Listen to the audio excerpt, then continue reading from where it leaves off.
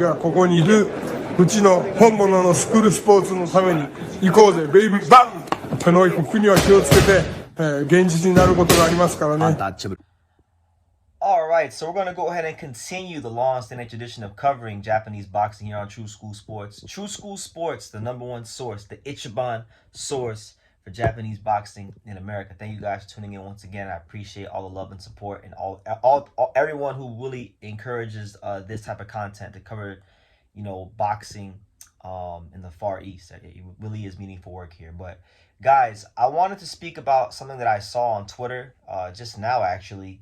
It's January 8th, 1:51 p.m. Eastern Standard Time as I'm shooting this video. So this is posted at 4:07 a.m. Eastern Standard Time on January 8th on Masamichi Yabuki's Twitter. Shout out to Masamichi Yabuki, one of the hardest punchers pound for pound in boxing today. I'm not just talking about Japan. I'm not just talking about amongst the Japanese fighters. I'm talking about pound for pound in every single weight class in boxing today.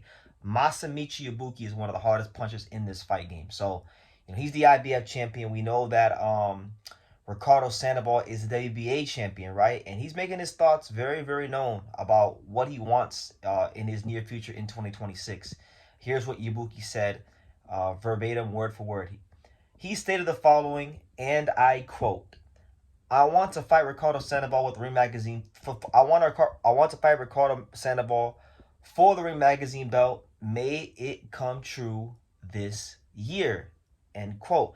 So Yabuki's saying, look, I want to run it. I want to fight the best guy in the division or one of the best guys in the division, the man who beat the man, the lineal champion. That guy right now is Ricardo Sandoval. Let's do it this year. And to that, I simply say, this is one of the fights that has to happen. I mean, you're talking about if they were to fight, you're talking about, 3-belt unification. So I see two pathways to this fight happening. Either A, Golden Boy Promotions and Oscar De La Hoya are going to have to believe that Ricardo Sandoval is worth a financial investment and put up the money to bring Yabuki to the States, and they can do it right here in California. Maybe they could do it somewhere like the Commerce Casino, which is a popular venue in the Southern California boxing area. And it's not like a big venue, but it's big enough to where I think Ricardo Sandoval can move some tickets around there.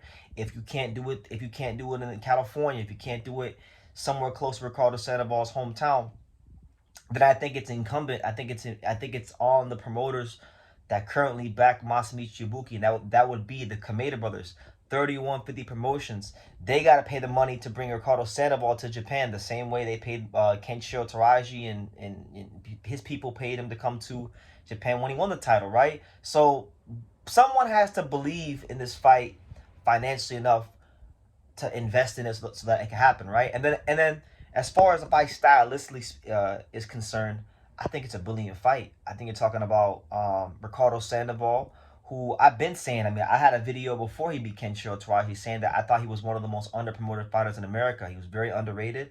He fought Kenshiro, one of the best fighters in the world, and he took the belts from him.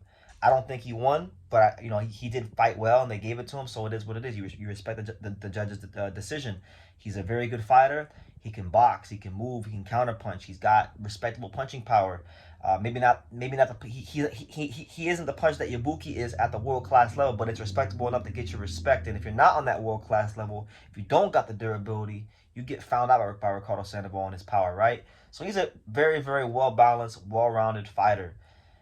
Yabuki, on the other hand, I think, like I said, he's one of the hardest punchers pound for pound in boxing today, but he's not just a puncher. Earlier in his career, I feel like he was just a puncher, but as he's matured, so have his boxing skills.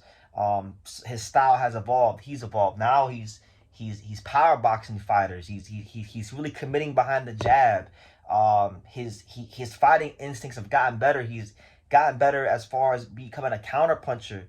So when you break down Yabuki as a fighter, I see a guy that can lead the exchange. I see a guy who's a great finisher with heavy hands, but I also see somebody who has a very good timing and is able to punch in between the shots and just as like I said, an elite creme de la creme top shelf puncher, but a very well-rounded boxer in his own right. So I think it's a very, very intriguing fight, and it's a significant fight, and it's a legacy-defining fight for the flyweight division in 2026. Now, let's get to it. you know, right now, Ricardo Sandoval just he has a mandatory challenger now. That guy comes in the form of Jonathan Boma Gonzalez, who won the interim title when he beat Yankee Rivera.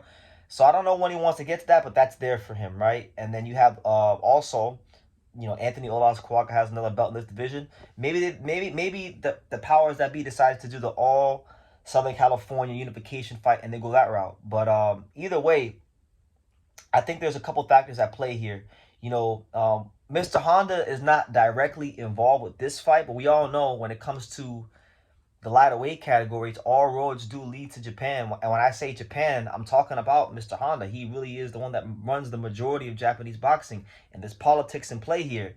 You got Olas Kuwaga is a Mr. Honda Tekken Promotions fighter, right?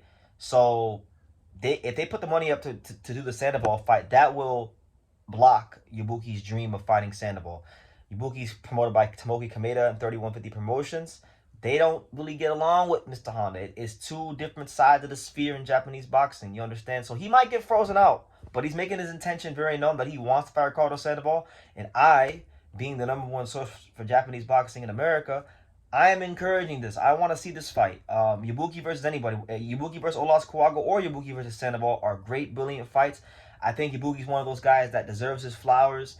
And he deserves to get more light shined on him as one of the great power pound punchers in the fight game today and one of the best fighters from Japan right now. So I'm gonna leave it at that.